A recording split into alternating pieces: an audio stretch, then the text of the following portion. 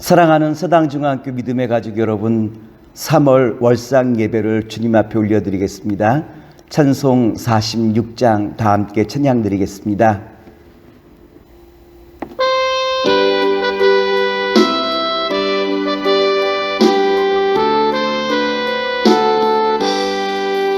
이 날은 주님 정하신 참 기쁜 날일세. 온 천하 만민 주 앞에 다 찬송하여라. 오늘의 성경 말씀 마태복음 11장 5절 말씀입니다. 말씀을 봉독하여 드리겠습니다. 소경이 보며 안진뱅이가 걸으며 문둥이가 깨끗함을 받으며 귀머거리가 들으며 죽은 자가 살아나며 가난한 자에게 복음이 전파된다 하라. 오늘은 마태복음 11장 1절로부터 6절의 말씀을 가지고 세례 요한과 예수라고 하는 말씀의 제목으로 오늘 말씀을 함께 나누고자 합니다. 하나님께서 말라기 선지자를 통하여 말씀을 주시고 난 다음 약 400년 동안 하나님께서 이스라엘 백성들에게 말씀을 주시지 않았어요. 말라기서에 나타난 이스라엘 백성들의 영적인 상태가 어땠죠? 하나님께서 내가 너희를 천년의 사랑으로 사랑하였노라 라고 말했지만 바락바락 우기기를 하나님이 언제 우리를 사랑하셨습니까? 큰 상처를 주님 앞에 드리게 되어지죠. 하나님께서는 사랑을 의심하는 이스라엘 백성들에게 어떻게 나의 사랑을 전할까 고심하시다가 세례 요한 때 비로소 하늘문을 여시고 주님의 음성을 넣어주시기 시작하지 않습니까? 이스라엘 백성들은 광야에서 외치는 세례 요한의 소리를 듣고 난 다음 그들은 광야로 나아가 주님의 그 음성을 듣기 시작해요. 말라기서 4장 5절 말씀을 봉독하여 드리겠습니다. 보라, 여호와의 크고 두려운 날이 이르기 전에 내가 선지 엘리야를 너희에게 보내리니. 세례 요한이 광야에서 회개하라, 천국이 가까이 왔다라고 말씀을 전했지만 그들은 세례 요한이 전하는 것이 아니라 엘리야 선지자께서 말씀을 전하신다라고 그들은 믿고 광야로 나아가 주님의 음성을 청종하게 되어지죠. 예수님께서도 사역의 첫 시작을 세례 요한으로부터 세례를 받는 것으로부터 시작하셔요. 그 당시 세례 요한은 헤롯 왕이 자기의 동생 빌립의 아내 헤로디아를 아내로 맞이한 것을 격렬하게 비난하게 되어지죠.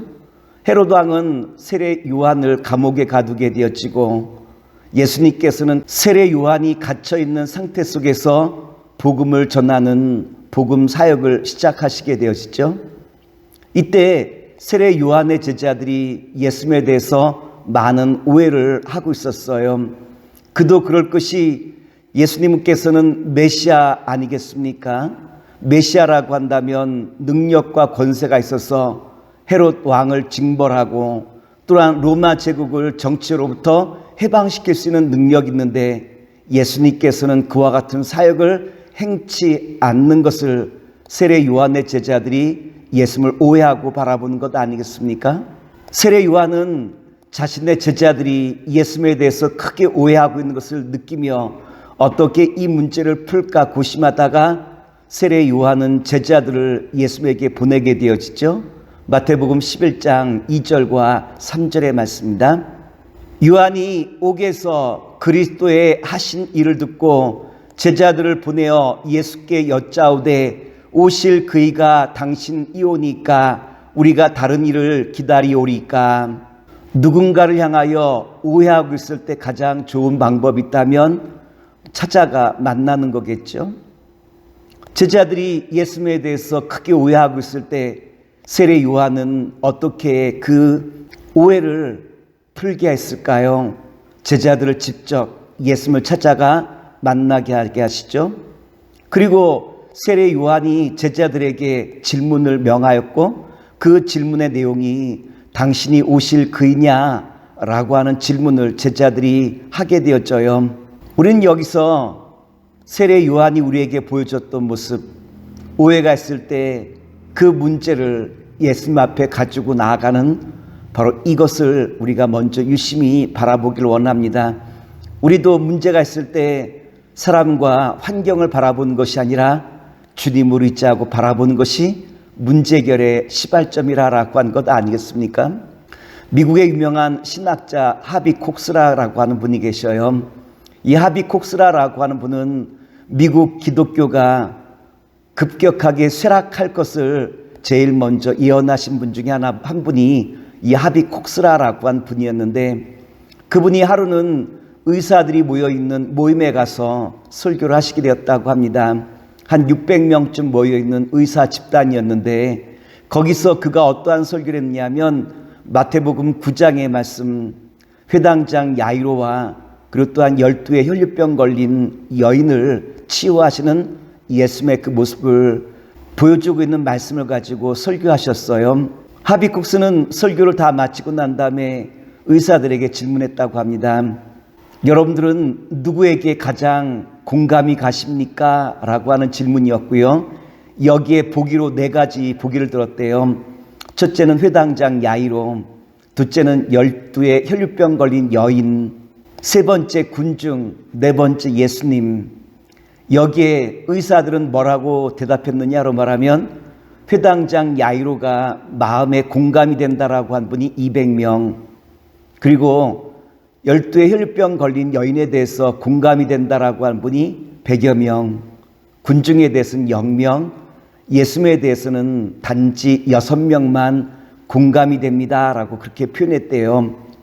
물론 의사들이라 회당장 야이로의 딸을 고치시는 장면과 12의 혈류병 걸린 여인을 치유하시는 그 모습이 조금 더 그들에게 부각될 수는 있었겠지만, 그런데 기독교인 의사들이었는데 예수님에 대해서 공감이 됩니다라고 한 표현은 단지 1%인 6명밖에 지나지 않는다라고 한 것은 점점 교회가 대형화되었지만 외형적으로는 크게 성장하지만 예수님의 그 마음을 공감하는 사람들이 교회 안에서 점점 줄어들고 있다라고 한 것이 가장 큰 문제라고 한 것이고, 교회가 쇠락하는 이유가 교회 안에서 예수님의 그 마음을 이해하고 예수님을 향하여 나아가는 사람들이 점점 사라진다라고 한 것이 세속화, 그리고 또한 교회의 쇠락을 예언하는 단초가 되었다고 합니다.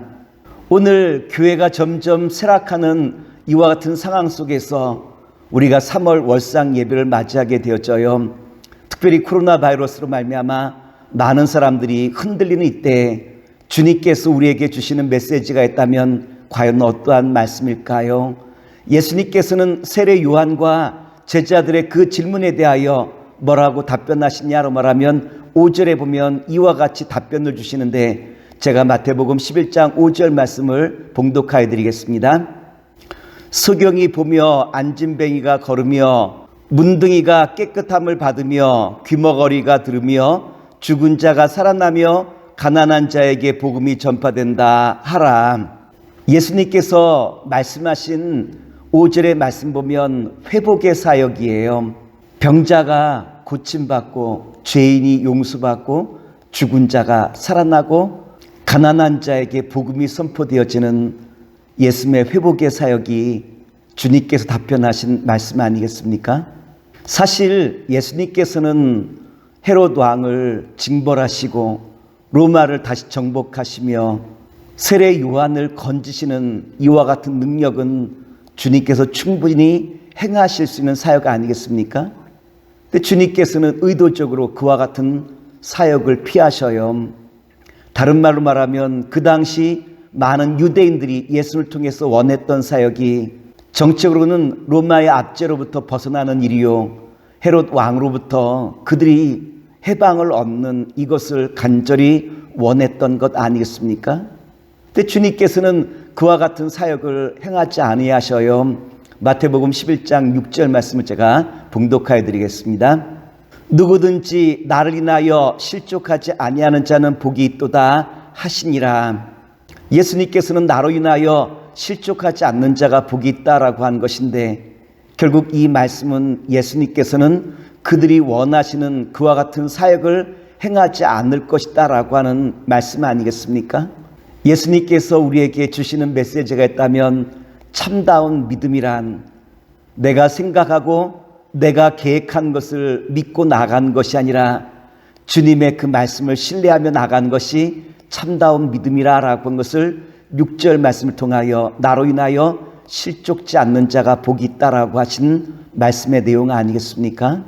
오늘 우리 가운데도 복음이 능력이라고 한다면 왜 나에게 계속 고난이 찾아옵니까? 라고 한 것이 풀리지 않는 숙제처럼 다가오는 분들도 있을 거예요. 이때 주님께서 우리에게 주시는 메시지가 있다면 나만 믿기만 하여라 라고 한 그 말씀 아니겠습니까? 예수님께서 십자가를 통하여 머리에는 가시관을 쓰시고 옆구리에는 창자국으로 그리고 또한 그 손목과 발목에는 못으로 상처 입으시고 십자가에 달려 우리를 위하여 죽으시는 회복의 그 역사가 있은 다음 예수님의 십자가의 흔적이 있는 곳마다 주님의 역사가 나타나 묶인 자가 해방되어지고 그리고 또한 병자가 고침받고 예수님의 구원의 역사, 회복의 역사는 이루어지는 것 아니겠습니까? 예수님은 우리에게 오늘 이와 같이 말씀하셔요. 너가 다 믿지 못한다 할지라도 오직 나만 신뢰할 수 있겠니? 예수님께서는 오늘 우리에게 믿음으로 나올 것을 강조하시고 있는 것이 세례 요한과 예수님을 통하여 우리에게 주시는 메시지가 여기 있는 것 아니겠습니까? 오늘 3월 월상 예배를 드리며 주님의 그 말씀을 신뢰하는 복된 자리로 나아가는 저와 여러분 되기를 기도하겠습니다.